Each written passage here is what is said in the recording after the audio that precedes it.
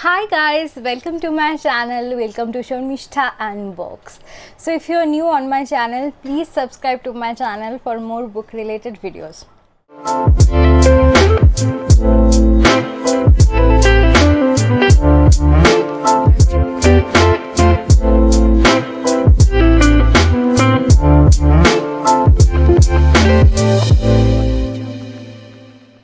Folks, I feel so stupid filming this video because I have already filmed this video once and that video went so well. I think I didn't fumble for a single sentence, and also there were no noise, which is literally impossible while I'm shooting in my home. But I accidentally deleted the video while cleaning my phone memory. Yes, I am so stupid. But without sharing my views and my reaction of this book, I can't move on from this book because I really love this book and I really wanted to share my views on this. The book I am going to talk about is Silvio Moreno Garcia's Mexican Gothic. This is a gothic horror novel, guys. This is about a haunted house. The book is set in 1950s Mexico. Our protagonist is Noemi, who receives a very odd letter from her cousin Catalina, who lives with her husband in a house called High Place in mountains. And she wrote to Noemi that her husband is trying to kill her, and also the house she lives in is haunted by ghosts, and there are voices she can hear, and there is a snake eating its tail. I mean, so many bizarre and weird things she wrote that Noemi had to visit her cousin. She decided to visit her cousin and to see the matter, and then she will get kind of involved with the mystery of the house. I really love the atmospheric vibe of this book. I mean, this is so chilly, gothic, gloomy, and I would describe what is gloomy about this book in my spoiler section. So this section is non-spoiler. I can see why this book is not for everyone, guys, because this is not a fast-paced book. So if you are someone who is looking for a fast-paced thriller horror, I don't think this is your book. But saying that, I can tell you that though this book is not plot driven, this book is solely character driven, so you can have difficulties with the pacing of the book, but I really enjoyed the vibe the book gave me, and that actually became a sort of page turning element of this book.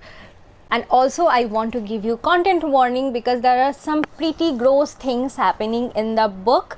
So if you are easily disgusted by body horror and other disgusting stuff, check before you read this book. But I found all those elements pretty necessary for the plot, and I'm not complaining. The way the book dealt with patriarchy, misogyny, colonialism, racism within the framework of a horror gothic, that is really commendable. I mean, I was not expecting all those serious matters touched so beautifully in this book, and it is so well written and so beautifully done.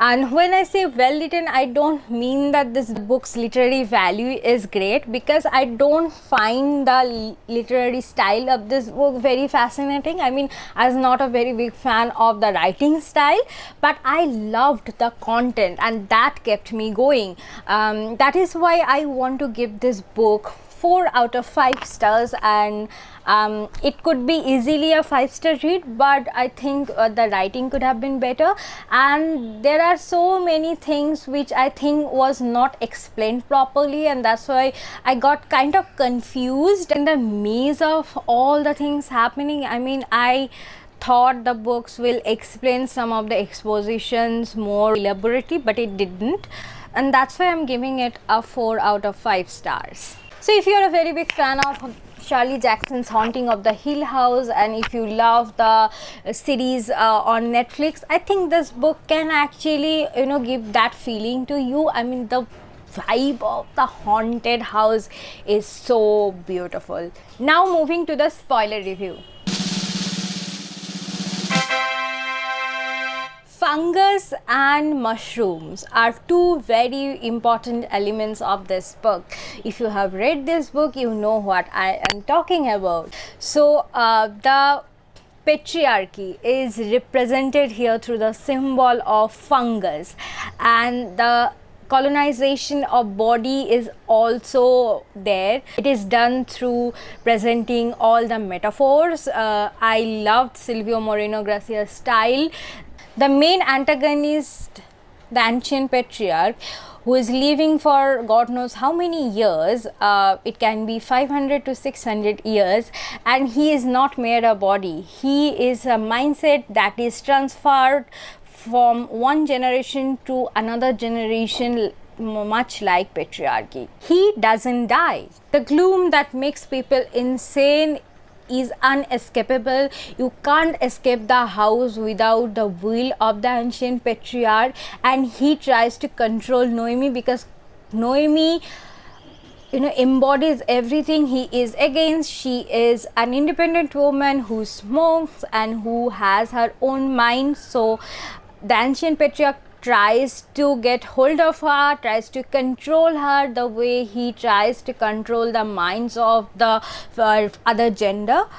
Mexican horror is a very great example of twisted horror, though I found at places very difficult to grasp the story. As I mentioned earlier, it deserved more explanations, but except that I don't have any complaint. One thing that I really loved about this book, that despite talking about so many important and crucial things, the book doesn't get didactic or preachy. It stays true to its genre, that is horror gothic, and that makes the reading experience so great. The book also touched upon the topic of working class and owners, because there is a silver mine owned by the owners of the high place. The exploitation of these workers is so inhuman that you realize the oppression they faced and how the fungus made all of them ill by creating this epidemic where everyone got killed. So that is very depressing. Overall, I really like this book. If you have any book which is very similar to this one, please mention in the comment section, because I am looking for this type of book. And reading a hardcover is really amazing, guys. And so if you have any recommendation, please let me know in the comment section. And that's all for today, guys. Stay hydrated, stay healthy, read a lot of books, and talk to me here. And I am always there to talk about books. Bye bye for today.